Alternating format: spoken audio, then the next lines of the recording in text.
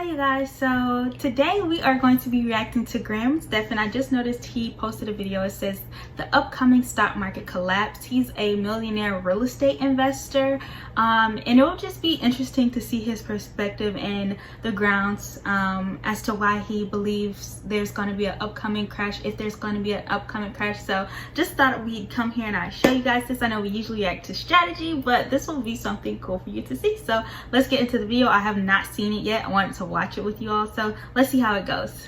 What's up guys, it's Graham here. So you know the saying, what goes up must come down? Well, it's been coming down a lot lately. And it just goes to show you that a lot can happen in a week, because just a few weeks ago. And just to say, with stocks, like usually the stock market and the dollar move hand in hand when you aren't in a deflationary period. And when you're in an inflationary period, that means that the interest rates are super high. When you're in a deflationary period, that means the interest rates are super low. So when you're in a deflationary period, so when you have low interest rates, that means that people are going to get scared, and because of they don't believe the value of the dollar is going to sustain itself, and they're going to place their money into something like commodities like stocks and gold and things of that nature. But if you're in an inflationary period, stocks will go up, the stocks and the dollar will be hand in hand, and they'll rise together, and commodities will fall. So just so we have that differentiation and we get that out there. The S&P 500 logged one of its best quarters in 30 years. And during that time, the entire market seemed to be on this upward trend of profit and even more profit, to the point where it didn't really need to make any sense. All you needed to know is that green is good, red is bad, and as long as you stay away from the red, you're going to be in the green. That was until now. For what initially seemed like absolutely no reason at all, the stock market began going down. It was kind of like the stock market had a bad day, so it decided to go back to bed, and then was like, no guys, you've been making too much money lately. Here's some losses for everyone who bought in this last week. There you go away. And now that's led to... Well, it's because they repriced higher. They got to an area of fair value. They filled in an imbalance. Now they can do some profit taking. They can scale out of some of those positions. To where we have to see. I'm not one for calling highs and highs of the markets or bottoms or lows, but we'll pull up a chart within this video and see. More speculation about this upcoming double dip stock market collapse that's been talked about ever since the recovery in April. It's enough to make any investor question what they're doing and whether or not it's a good idea to buy the dip and attempt to catch a falling knife. But when it comes to investing in 2020, here's everything you need to know: why the stock market seemed to have sold off out of nowhere, how this is speculated to maybe be the doings of a company called SoftBank, and then we'll talk about what I'm sure everyone wants me to mention, and that would be Tesla, who recently had their worst stock day in over 10 years, and the reason why they did not get into the S&P 500. So with that said, you know the deal. Let's destroy that like button for the YouTube algorithm until it turns blue. Let's all actually do this at the same time here, okay? I'm gonna count down. Ready? 3, 2, 1, and... Like this video too, guys. Here's a bit of a background. Obviously, since the beginning of March, when the stock market plummeted about 40% in a matter of weeks, the Fed stepped in, a $2 trillion CARES Act was passed, and even though the unemployment rate was sky high and our entire economy was still shut down, our stock market began to recover, led primarily by tech stocks. That part makes a lot of sense to me. As everyone begins working from home and using online services, it's inevitable a large portion of that demographic and their money are going to be pouring into those companies. We've seen the likes of Amazon, Apple, Netflix, Microsoft, Google all reach their all-time highs by a lot during one of the worst markets we've seen in a long time. And it's easy to let this slide without question, because at the end of the day, it is tech and it's now integral to our everyday lives. Right. But things have begun getting a little bit questionable over these last 2 weeks. For really no reason, the tech market started to rise out of nowhere. Now sure, earnings were better than expected, but it wouldn't take that... Because if you compare, like, okay, so the Dow, it's the 30 best stocks. NASDAQ is usually comprised of all these tech stocks. And S&P/X is 500 companies that are traded. So, you know, make sure you research what you're trading, look at what you're trading. And so that's why NASDAQ has been the leader instead of a laggard compared with her other sisters, US30 and the SPY, SPX 500. SPX has closely followed behind NASDAQ. The Dow Jones has been, you know, the laggard. It still struggles to make that higher high. and we'll try to see if there's going to be some type of recovery in the middle of this month, or going into next week. If the low of this month has been formed this first week of September, we will see. Or if there's going to be a just complete market reversal and a sell-off, and reprice lower, maybe they finish their buy model. So we will definitely have to see about that. I'll probably insert charts here too. Insert chart so you guys can see what I'm talking about.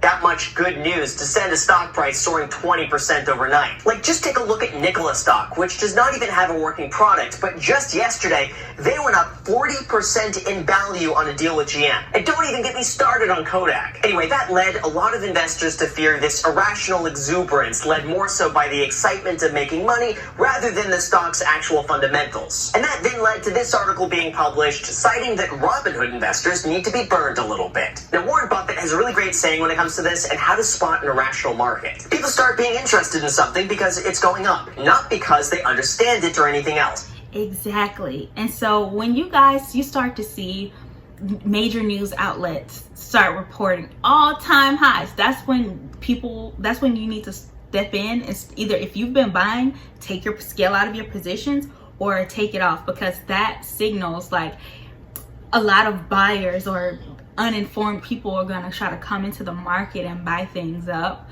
just because it's been reported. Like, people who know nothing about nothing are just buying, and with that just create a whole bunch of liquidity for smart money to pair their orders and scale out of their positions or establish new shorts. So yeah. And it usually begins when they see their neighbors, dumber than they are, getting rich. In other words, when someone else makes investing look easy to the point where you start getting the itch to jump in yourself, because if they can make money, you can too. That's a bad sign, and that should be the first tip-off that maybe you should take a step back and really realize why you're investing in the first place and whether or not you could risk this money to a lot of volatility meanwhile. And now that brings us to today. Over 4 days, the S&P 500 has lost about 7% by the time I'm filming this, and the NASDAQ is down about 10%. So what just happened? How much worse can this get? And is this the start of that double dip recession that everyone has been talking about for months now? First, we need to talk about SoftBank, because this could, in theory, maybe be responsible for some of the recent stock market rally and then subsequently the quick decline. Now, for anyone not aware, SoftBank is an investment conglomerate and holding company worth somewhere around $113 billion. And lately, they seem to be the center of a lot of controversy. First, we could talk about the somewhat defunct investment in the company WeWork. Now, for anyone not familiar with WeWork, they are is a public working space, at least office buildings, and then turn them into mini workstations for people to then rent. The concept was actually pretty interesting and had a lot of potential, so much so that the CEO of SoftBank decided to take a gamble on it and become their biggest investor. Then, when WeWork planned to go public and IPO, their S1 filings came out, and it turns out the CEO was involved in some very questionable practices. And yeah, their initial $47 billion IPO turned out to be a complete disaster, and within a short time, their valuation was reduced down to $2.9 billion as of the most recent article. Instead of chalking this up to a loss, SoftBank decided to double down, invest more money in the company in an attempt to revive it. Then there's also Wirecard, a company which is missing $2 billion on its books, and now SoftBank is under scrutiny for a questionable $1 billion investment into the company. Then there's also Uber, a company that SoftBank has also been investing in that's yet to turn a profit. Now, to be fair to SoftBank, they do make a lot of different investments in many companies, and it's inevitable that over time, a few of those investments are going to stand out. But the CEO is known for taking some very big gambles and risks on companies where some of them just end up paying out big. And the most recent gamble could have something to do with why the stock market went up. An article published by CNN explains how SoftBank could be the NASDAQ whale that has the power to manipulate the entire market. And here's how that works. Well, I'm going to say what I think before he says it, what he's about to say. If anybody owns a lot of anything, they control it. Decentralized, decentralized. If anybody owns a lot of one thing, they control it. They control it. They can manipulate it. Period. SoftBank invested $4 billion in certain tech companies through its... However, I will say I believe that the algorithm is computed from the interbanks, like the larger banks. Personally, that's my opinion. Known as a call option. This means SoftBank pays a small fee for the rights to buy a certain stock by a certain date at a certain price. And then if the stock price goes up, they make money. But if the stock price goes down, they just decide not to use the rights to buy the shares, and they lose the option money they paid up front. It would kind of be like you going to me and saying, Hey Graham, I see you have one share of Tesla. Well, guess what? I will pay you $1 for the right to buy your share of Tesla for $340 on September 30th of this year. In that situation, obviously, if the price of Tesla is lower than that, then you go to me and say, Hey Graham, you know what? I'm good. I'm not going to buy your Tesla stock. You get to keep my $1. Thank you very much. But if the price of the stock is higher than $340, you get to go to me and say, Hey, do you remember how I paid you $1 for the right to buy your Tesla stock for $340? Well, guess what? Now it's $400. So you got to sell me that $400 stock for $340, and now I made a quick $60 profit. Well, that's what SoftBank did, except with call options, they're multiplied by 100. That's right, when you buy one call option for a stock, what you're really agreeing to is buying that stock times 100. And when SoftBank invests $4 billion into the market with call options buying certain stocks at the same time, they have the power to potentially move the entire market alongside with it, because someone else has to buy those 100 shares in order to make the transaction possible. That now brings the theory that possibly traders like this have the power to influence the entire market, either up as we've seen recently or down when they begin to sell. This is just one theory as to why we've seen the recent run-up in tech prices as prices begin to... My theory is that the larger banks repriced it. Honestly, I just really believe that when it comes to that, it was just being repriced.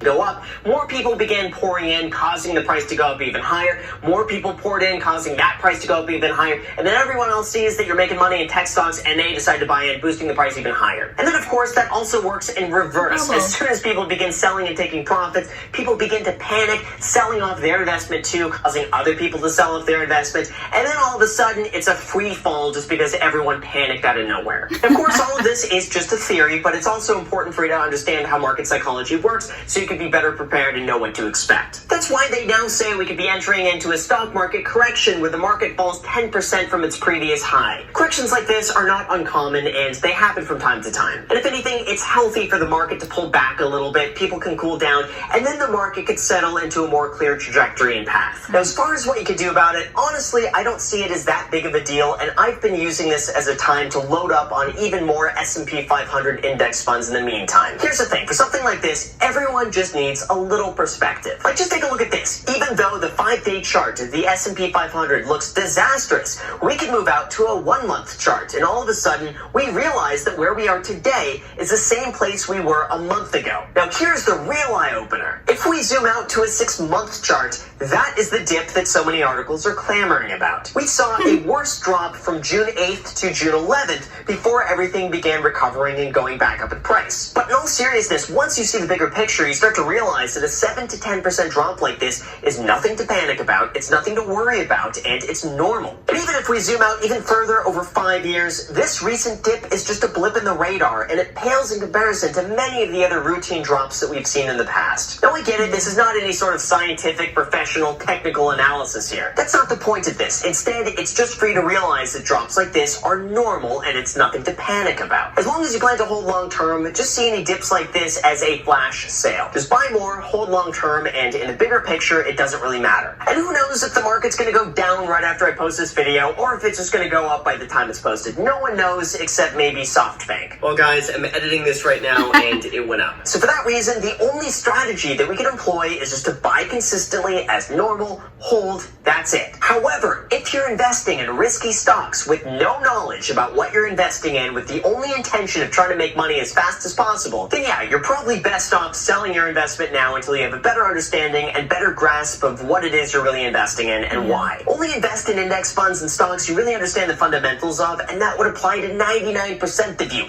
Just buy index funds, hold, that's it. Keep buying. And now let's see indices. I agree with this piece of advice. Let's talk briefly about Tesla not getting into the S&P 500 and its 35% decline in a matter of a few days. Now, here's the thing. In order to be included in the S&P 500, a company must hit certain requirements, one of which being 4 recent quarters of profitability, which technically Tesla just hit. However, just because it meets the criteria to be eligible doesn't mean it's automatically going to be included. There's a committee of 9 members who meet every single month and decide who gets to be added in and who gets to be booted off. They're kind of like the cool kids table in Mean Girls who decide who gets to hang out with them and who doesn't. Now, exactly what this committee looks for and how they vote is not known, and that information is not published ahead of time. Well, lo and behold, Tesla recently announced a 5-to-1 stock split, and the price of the stock went up about 80% within a few days for no real reason other than the hype of it just being a stock split. And now it's become apparent that no, they're not going to be added to the S&P 500, at least right now. Now, even though we don't know the real reasoning behind this, it's speculated that Tesla might just be too volatile right now to be added to the index. And for any stock to swing plus or minus 30% in a matter of days at a valuation of over $100 billion, it's really not a company best suited for positioning within an index right now. It's also unclear if Tesla will continue to remain profitable or not, because technically $128 million of the revenue came from selling regulatory tax credits to other car companies. I have a feeling that if Tesla stabilizes and it becomes profitable long term, most likely it will be added at some point in the future, but it's going to be done at a time where nobody is going to be expecting it. Now, I'm still a fan of Tesla, and I'm still holding on to my entire position right now without selling it, but it's a risky company, and I cannot justify myself buying more into it right now. That's just me, to each their own, and I'm just going to be patiently waiting this out to see what happens, for better or for worse. So now, in terms of where we stand today, to be honest, I'm not that surprised the market has fallen so much over the last few days. The stock market has risen almost every single day consistently for almost 2 weeks in a row. There is no real reason for that, and as illogical as the stock market could be, just like we can't question why it's going up, we can't reason why it's going down. It just does whatever it wants to do when it wants to do, and that's really it. We'll get into some technical analysis. Hold on, guys.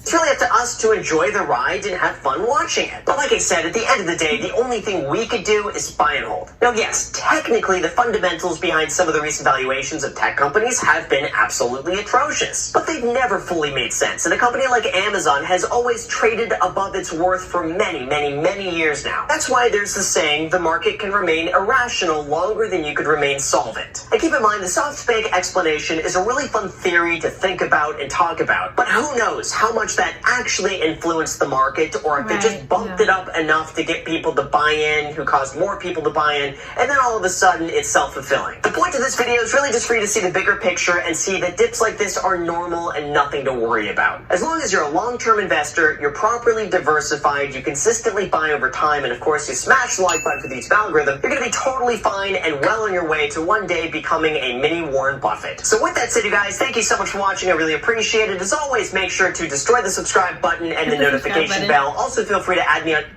Yeah, go follow Stephan Graham on Instagram. And so I guess what we can do right now, we can get into some charts, you know.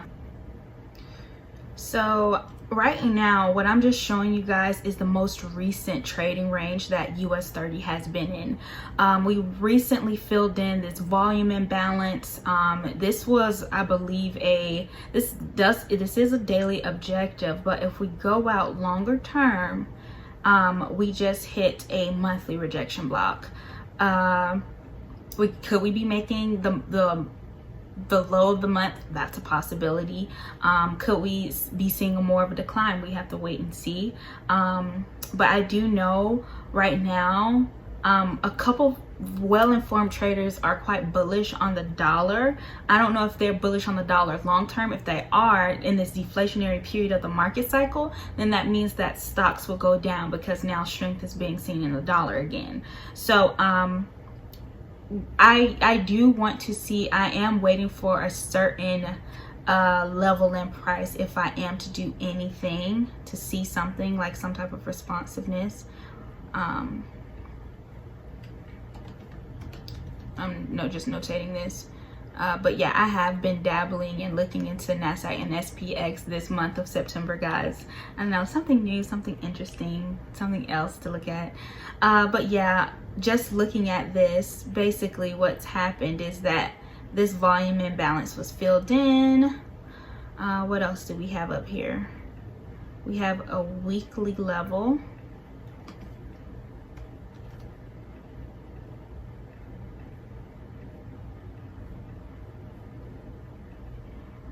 What else is this?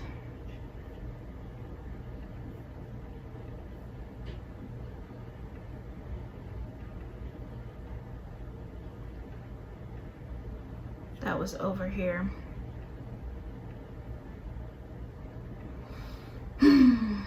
It's a weekly mean threshold.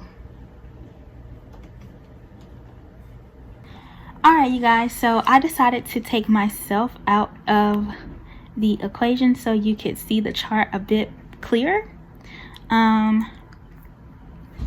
So this is a weekly chart of US30. Now, I admit I have not been trading US30. I've been looking into NAS and SPX because, I don't know, it's just something different to keep me occupied. In Atlanta, you guys know our conditions down here are a bit closed in. So, anywho, this is a weekly chart. And where we are now, I am anticipating something like this. Let me make it green. I'm anticipating something like this, either from this level, like maybe we'll move a bit down more and then start wicking up again, but no further than this, than here, for my bias to remain bullish.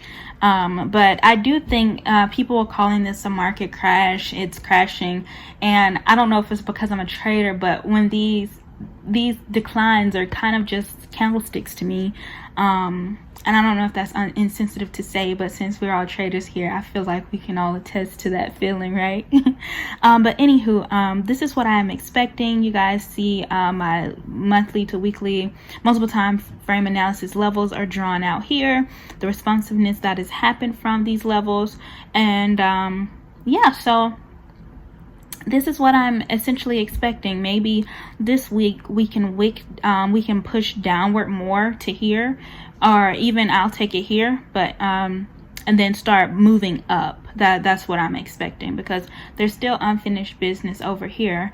I know what a lot of people are expecting is a double dip down, but I feel like the path of least resistance for US30 in this moment, least resistance to target and liquidity, would be here.